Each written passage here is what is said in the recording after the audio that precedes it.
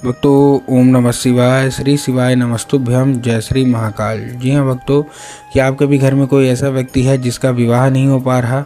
आप लोग बहुत ज़्यादा परेशान है उसके विवाह को लेके कि आखिरकार उस व्यक्ति का जो विवाह है वो क्यों नहीं हो पा रहा। आपने बहुत ज़्यादा मेहनत भी किया, बहुत ज़्यादा प्रयास भी किया कि उस व्यक्ति का जो विवाह है वो हो जाए, लेकिन फिर भी उस व्यक्ति का जो विवाह है वो होने का नाम ही नहीं ले रहा और आपको समझ में भी नहीं आता कि आखिर ऐसा क्या हो गया जिसके कारण उस व्यक्ति का जो विवाह है वो नहीं हो पा रहा। तो आप लोगों को परेशान होने की बिल्कुल भी आवश्यकता नहीं है, क्योंकि आज जो मैं आपको उपाय बताने वाला हूँ, अगर आपने उसको ध्यान से सुन के और अच्छे तरीके से कर लिया तो अवश्य रूप से उसका जो विवाह है वो होगा ही होगा। क्या करना है, कैसे करना है, पूरा बताने वाला हूँ और अच्छे तरीके से आपको समझाने वाला हूँ। तो बस उपाय ध्यान से सुन के अच्छे से करिएगा ज़रूर।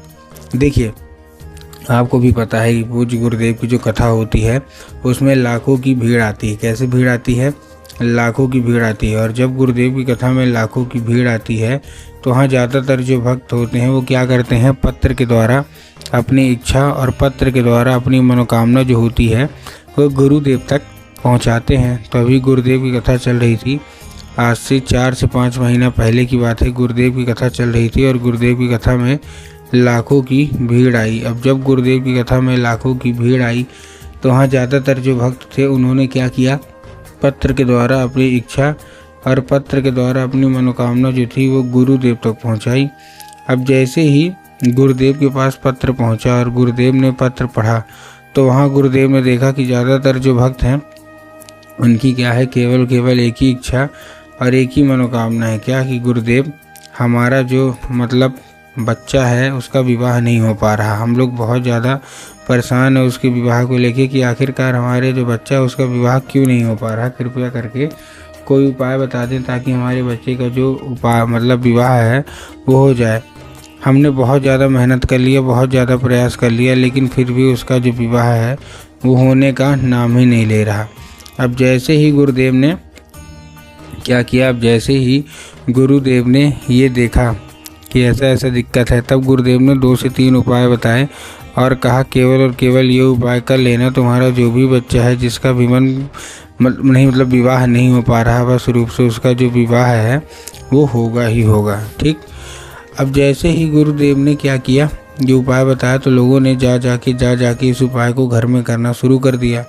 अब जैसे ही लोगों ने जा जाके इस उपाय को घर में करना शुरू कर दिया, वही लोग गुरुदेव की कथा में मात्र 1 से 1.5 महीने के बाद वापस आए।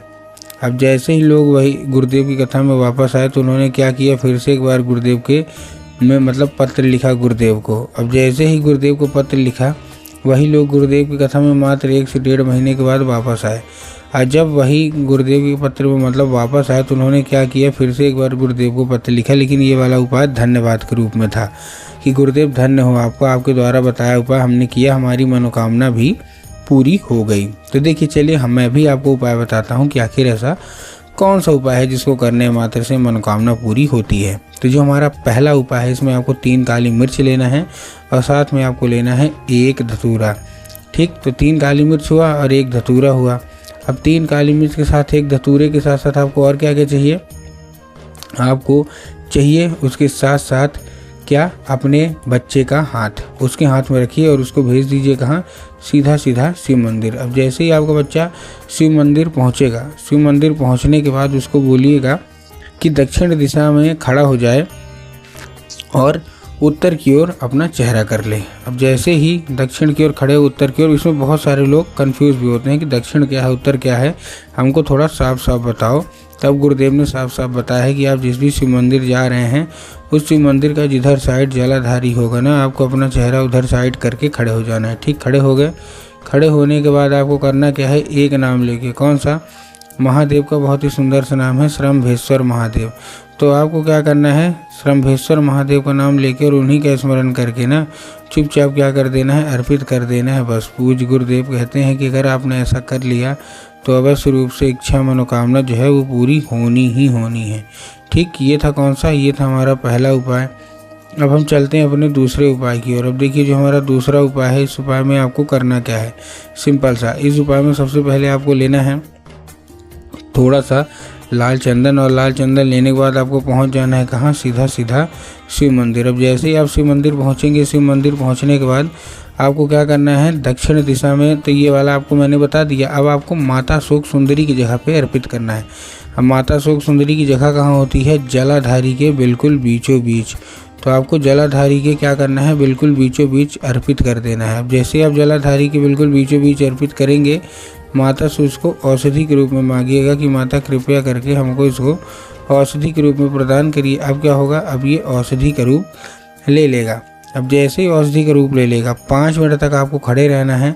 फिर वह उसी जगह पे आपको अपना हाथ लगाना है, और हाथ लगाने के बाद उसको लेके कहाँ जाना है, मतलब अपने घर। अब घर आने के बाद जहाँ आप लोग सोते हैं और जिधर साइड सर करके सोते हैं ना, उधर साइड की जो दीवार होगी उसी दीवार में आपको इसको लगा देना है। पूज्य गुरुदेव कहते हैं कि अगर आपने ऐसा किया तो उस मतलब चंदन के जरिए स्वयं माता जो है ना शोक सुंदरी आपके घर में प्रवेश कर जाएंगी, और प्रवेश करने के बाद आपका जो विवाह है मनचाहा वो अवश्य रूप से होगा ही होगा।